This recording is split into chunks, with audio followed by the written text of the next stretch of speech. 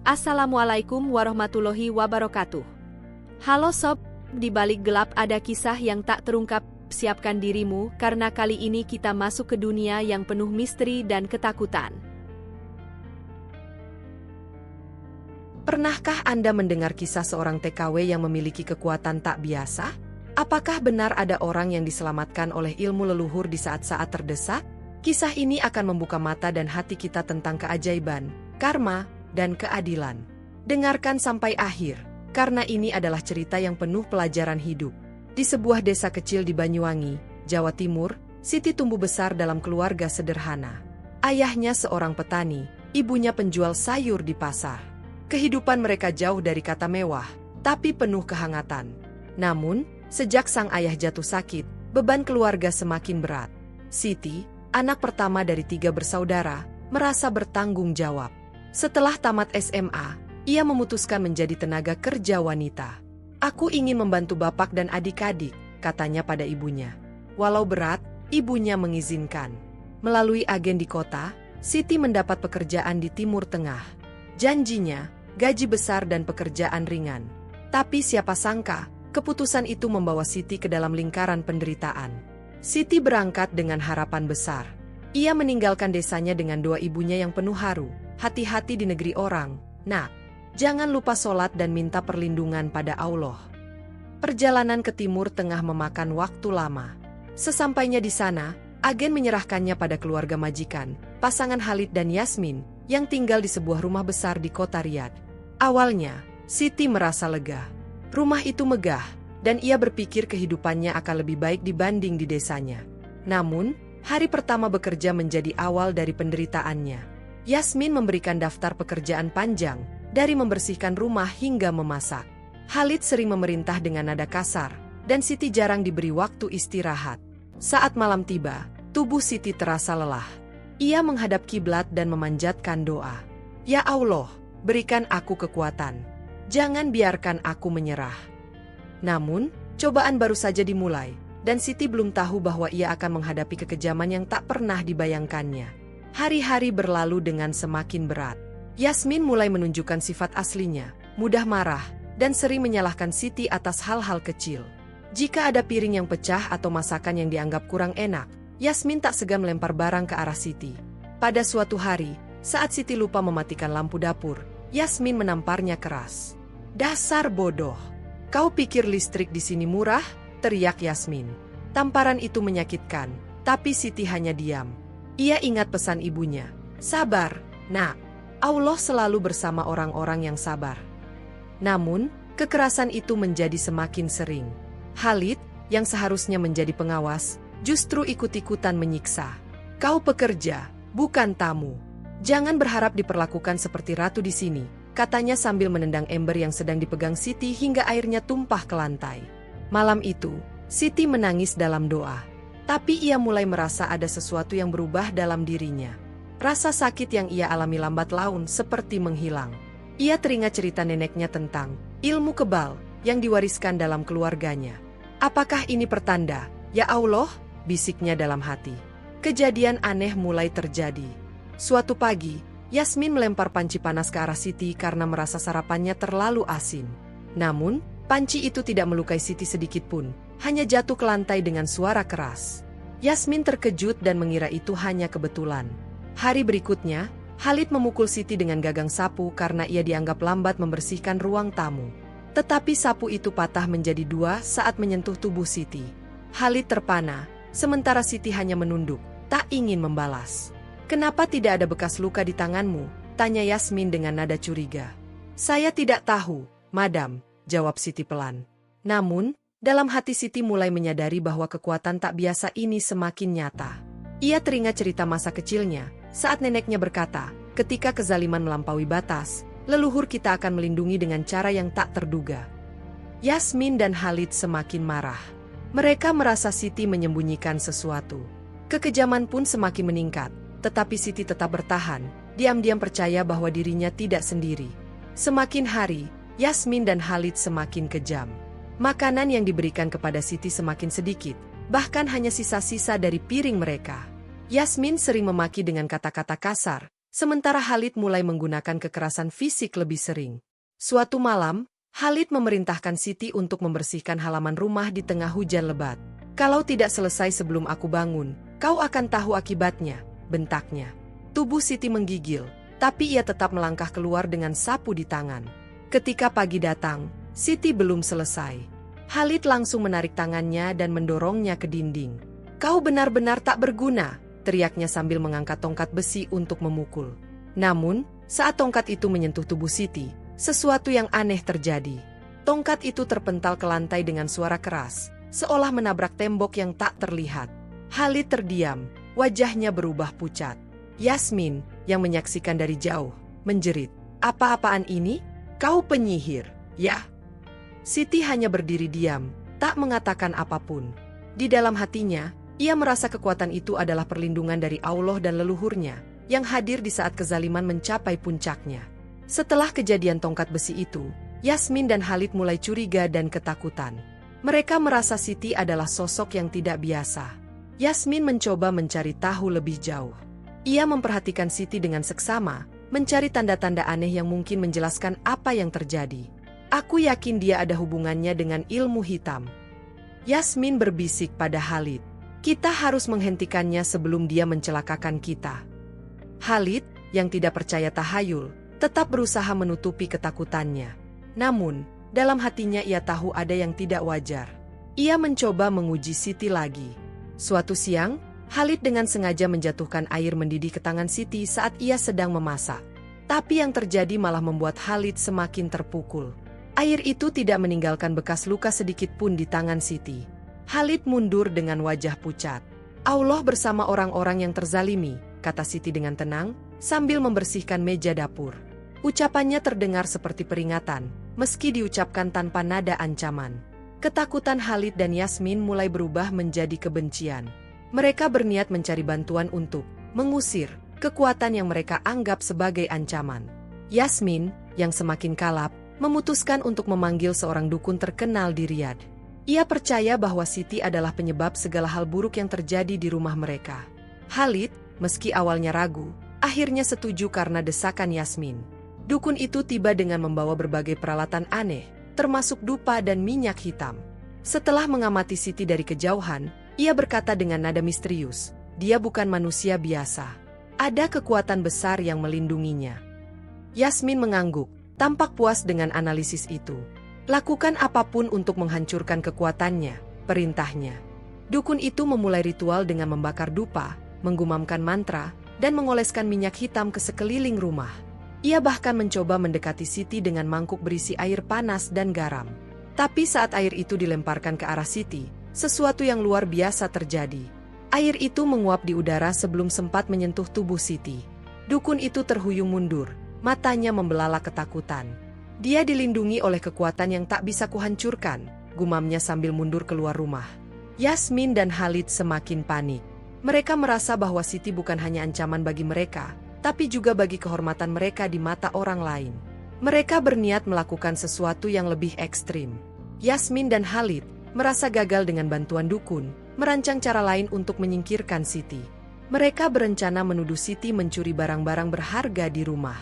Dengan begitu, mereka bisa melaporkannya ke polisi dan mengusirnya tanpa perlu membayar gaji. Suatu malam, Yasmin dengan sengaja menyembunyikan kalung emasnya di bawah kasur Siti. Keesokan harinya, dengan penuh amarah palsu, Yasmin berteriak, "Kalungku hilang. Aku yakin kau yang mencurinya." Siti, yang sedang mencuci piring, terkejut. "Saya tidak pernah menyentuh barang madam," katanya dengan tenang. Namun Yasmin tidak peduli. Ia menyeret Siti ke kamar dan menunjuk kalung yang sudah ia sembunyikan. "Lihat ini. Kau pikir aku bodoh? Ini bukti kau mencuri." Khalid segera memanggil polisi. Dalam waktu singkat, 2 petugas datang ke rumah. Namun, ketika mereka memeriksa kalung itu, salah satu polisi menemukan sesuatu yang aneh. "Madam, ini bukan kasus pencurian. Kami menemukan sidik jari Anda sendiri di kalung ini," kata polisi dengan nada tegas. Yasmin pucat. Ia tidak menyangka rencananya terbongkar begitu cepat. Siti hanya diam, tapi dalam hatinya, ia merasa bahwa keadilan sedang berpihak padanya. Yasmin dan Khalid mulai menyadari bahwa semakin mereka mencoba mencelakai Siti, semakin mereka sendiri yang terjatuh. Setelah rencana licik mereka gagal, Yasmin dan Khalid menjadi semakin marah. Mereka merasa dipermalukan oleh Siti di hadapan polisi. Namun, bukannya menyerah, mereka justru merencanakan sesuatu yang lebih berbahaya. Kita harus membuang dia dari rumah ini. Kalau tidak, dia akan menghancurkan kita, kata Yasmin dengan nada penuh kebencian. Khalid, yang merasa harga dirinya telah diinjak-injak, menyetujui rencana itu. Ia memutuskan untuk menggunakan kekerasan sebagai jalan terakhir. Malam ini, kita selesaikan semuanya, katanya sambil menggenggam pisau dapur. Malam itu, Siti sedang membersihkan dapur ketika Khalid mendekatinya dengan langkah pelan. Di tangan kirinya, ia membawa pisau tajam. Tanpa banyak bicara, Khalid mengayunkan pisaunya ke arah Siti. Namun, kejadian yang tak terduga kembali terjadi. Pisau itu tidak mampu melukai Siti. Sebaliknya, pisau itu bengkok seolah-olah mengenai baja keras. Khalid terpental ke belakang dan jatuh ke lantai dengan wajah penuh ketakutan. Yasmin, yang menyaksikan semuanya dari sudut ruangan, menjerit histeris. "Apa kau ini? Jin? Iblis?" teriaknya. Siti menatap mereka dengan tenang. "Aku hanya hamba Allah yang dilindungi dari kezaliman kalian. Segala kejahatan yang kalian lakukan akan kembali kepada kalian sendiri." Yasmin dan Khalid tak lagi bisa menyangkal bahwa Siti bukan orang biasa. Namun, kebencian mereka belum padam sepenuhnya. Setelah insiden pisau bengkok itu, Yasmin dan Khalid semakin terdesak. Mereka merasa bahwa tak ada cara lagi untuk mengalahkan Siti. Namun, mereka masih terobsesi untuk menyelesaikan masalah ini dengan cara yang mereka anggap paling efisien, memaksa Siti pergi dari rumah ini dengan cara apapun. Pada suatu malam yang gelap, Yasmin dan Khalid memutuskan untuk melakukan hal terakhir yang mereka pikir bisa membuat Siti menyerah. Mereka akan membunuhnya. Dengan bantuan seorang temannya, mereka merencanakan untuk menaruh racun dalam makanan yang akan diberikan kepada Siti. Siti yang sudah mulai curiga, merasa ada yang tidak beres ketika ia diberi makan malam. Namun, ia tetap makan dengan tenang, mengingat pesan ibunya yang selalu mengajarkan untuk tidak takut menghadapi cobaan. "Ya Allah, berikan aku kekuatan." Malam itu berlalu tanpa kejadian aneh. Yasmin dan Khalid menunggu dengan tegang. Mereka berharap Siti akan jatuh sakit dan akhirnya mengaku. Namun, keesokan harinya, Siti justru tampak lebih sehat. Khalid dan Yasmin pun mulai merasa ketakutan. Mereka memutuskan untuk menyelidiki makanan yang mereka beri pada Siti dan mengetahui bahwa racun itu tidak berfungsi sama sekali. "Apa dia dilindungi oleh kekuatan gaib?" kata Yasmin dengan suara gemetar. Tanpa mereka sadari, tindakan mereka semakin mendekatkan mereka pada karma yang tak terelakkan. Kezaliman yang telah mereka lakukan akan segera kembali menghantui mereka. Ketakutan mulai menguasai Yasmin dan Khalid. Mereka tahu bahwa setiap usaha mereka untuk menyakiti Siti semakin sia-sia. Pada akhirnya, mereka mulai menyadari bahwa kekuatan yang melindungi Siti jauh lebih besar dari yang bisa mereka bayangkan. Namun, mereka belum menyerah begitu saja. Suatu pagi, Yasmin memutuskan untuk mencoba cara terakhir yang paling ekstrim. Ia mengundang seorang imam yang terkenal dengan kemampuannya untuk mengusir roh jahat. Yasmin berharap dengan cara ini, kekuatan yang melindungi Siti bisa diusir dan semuanya kembali normal. Imam tersebut datang dengan membawa tasbih dan beberapa buku doa. Ia mulai membaca doa-doa panjang sambil melirik Siti dengan penuh curiga. "Kau bukan manusia biasa," katanya dengan nada serius. Namun, saat ia mulai membaca ayat-ayat tertentu dengan keras, sebuah kejadian tak terduga terjadi. Tubuh Siti mengeluarkan cahaya terang yang menyilaukan, dan seketika itu juga imam tersebut terjatuh ke lantai. "Siti, apa yang kau lakukan?" teriak Yasmin ketakutan. Siti berdiri diam, matanya memancarkan ketenangan yang luar biasa. "Ini bukan kekuatan hitam, bukan pula sihir. Ini adalah perlindungan dari Allah, yang tidak akan membiarkan kezaliman terus berlanjut," jawab Siti dengan suara yang rendah namun penuh wibawa. Imam yang baru saja jatuh itu mengangkat wajahnya dengan penuh rasa takut. Kau memiliki kekuatan yang tak bisa dijelaskan dengan kata-kata," katanya, suara gemetar. "Satu-satunya cara untuk menghentikan ini adalah dengan menghentikan penderitaanmu." Yasmin dan Khalid, yang mendengar perkataan itu, mulai merasakan bahwa karma yang mereka ciptakan sudah mulai menghampiri mereka. Mereka tidak bisa lagi lari dari akibat perbuatan mereka. Keesokan harinya, Yasmin dan Khalid mulai merasa bahwa dunia mereka mulai runtuh. Setiap langkah mereka terasa lebih berat, seolah-olah karma yang mereka tuai semakin menghimpit. Yasmin yang biasanya percaya diri, kini merasa gelisah tanpa alasan jelas. Ia melihat bayangan-bayangan aneh di rumah, dan suara-suara yang tidak bisa ia jelaskan. Khalid, yang sejak awal berusaha menyangkal segala kejadian aneh, kini mulai merasakan perasaan yang sama. Kekuatan yang melindungi Siti semakin terasa nyata. Mereka berdua merasa seperti terkurung dalam rumah mereka sendiri. Setiap sudut rumah seakan mengawasi mereka. Suatu pagi, Yasmin terbangun dari tiduran yang buruk. Begitu membuka matanya, ia melihat sesosok bayangan wanita berpakaian putih berdiri di samping tempat tidurnya. Yasmin terkejut, hampir tidak bisa bernapas. Bayangan itu tersenyum, meski wajahnya tampak kabur dan mengerikan. Ketika Yasmin menjerit, bayangan itu menghilang dalam sekejap. Khalid yang mendengar teriakan itu berlari masuk ke kamar. "Apa yang terjadi?" tanyanya dengan cemas. Yasmin hanya mampu menggelengkan kepala, wajahnya pucat pasi. "Ada sesuatu di sini, Khalid. Sesuatu yang tak bisa kita jelaskan." Pada malam yang sama, mereka menerima kabar buruk. Rumah mereka yang megah tiba-tiba dilanda kebakaran. Api membakar hampir seluruh bagian rumah, dan mereka hanya bisa menyelamatkan diri dengan pakaian di tubuh mereka. Siti, yang melihat kebakaran itu, berdiri di luar rumah dengan tatapan kosong.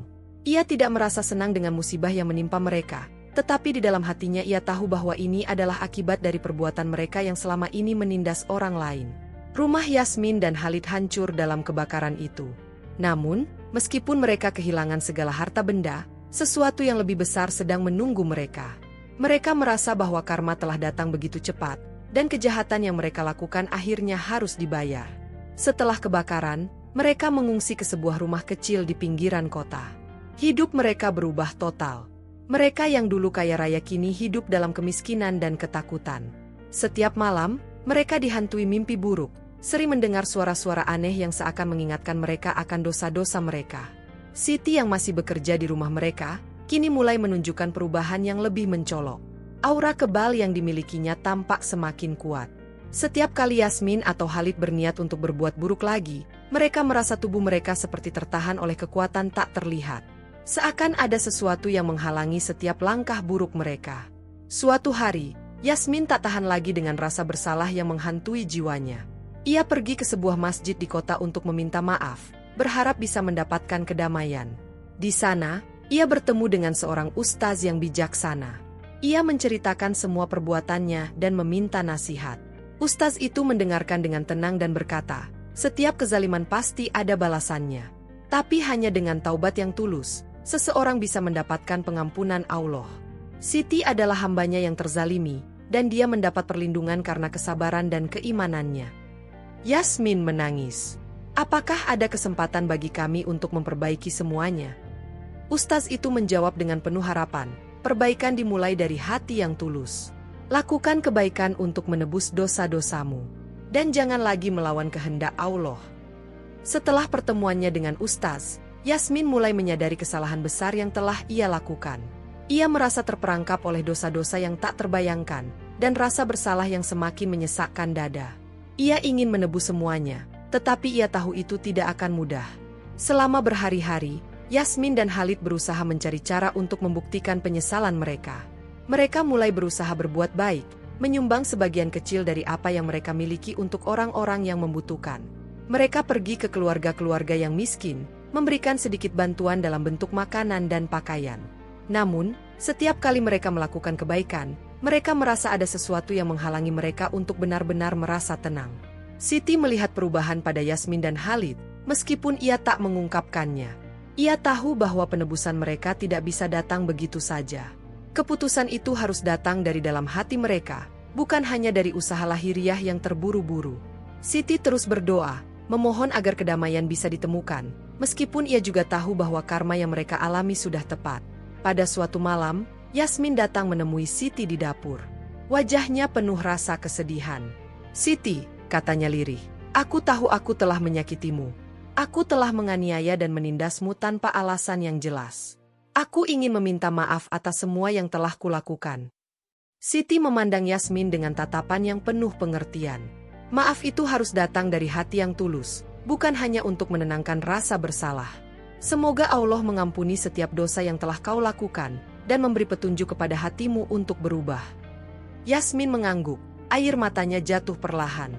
Ia tahu bahwa hanya dengan ketulusan, ia bisa memulai perjalanan untuk memperbaiki semua yang telah rusak. Beberapa bulan berlalu sejak Yasmin dan Khalid memulai perjalanan panjang mereka untuk menebus dosa. Mereka berusaha menjalani hidup yang lebih sederhana, jauh dari kemewahan yang dulu mereka nikmati. Meskipun masih ada penyesalan dalam hati mereka, mereka semakin sadar bahwa perubahan sejati hanya bisa terjadi jika mereka benar-benar ikhlas dan menjalani hidup dengan penuh kebaikan. Siti, yang telah melalui banyak penderitaan, mulai melihat perubahan nyata pada Yasmin dan Khalid. Meski ia tidak pernah meminta mereka untuk meminta maaf atau menebus dosa mereka, ia merasakan bahwa ada kedamaian yang muncul di hati mereka.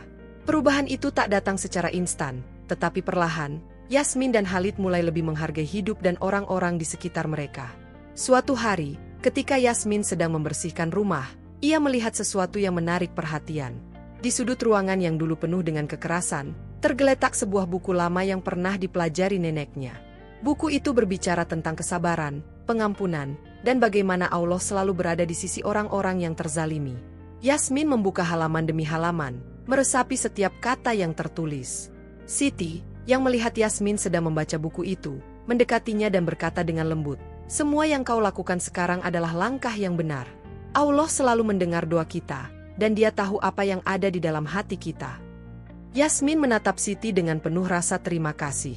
"Aku tidak tahu bagaimana harus mengungkapkan rasa terima kasihku padamu, Siti. Engkau telah mengajarkanku tentang kesabaran, tentang kekuatan yang sebenarnya berasal dari dalam diri kita." Siti tersenyum. "Kekuatan itu datang dari Allah. Aku hanya alatnya. Aku juga belajar banyak dari semua yang terjadi." Pada saat itu, Yasmin dan Khalid menyadari bahwa mereka tidak hanya berjuang untuk menebus dosa, tetapi untuk memahami makna sejati dari kehidupan. Mereka telah melalui perjalanan yang penuh penderitaan dan cobaan, tetapi kini mereka merasakan kedamaian yang hanya bisa didapatkan setelah menjalani proses yang panjang dan penuh pengorbanan. Karma telah membawa mereka ke titik ini. Mereka telah belajar bahwa setiap tindakan yang kita lakukan, baik atau buruk, akan kembali kepada kita. Dan yang lebih penting, setiap orang berhak mendapatkan kesempatan untuk berubah, untuk memperbaiki kesalahan, dan untuk mencari pengampunan. Siti, yang telah melalui begitu banyak penderitaan, akhirnya bisa merasakan kedamaian yang ia cari selama ini. Kehidupan baru yang penuh dengan harapan, pengampunan, dan kekuatan yang tak terlihat kini menjadi miliknya.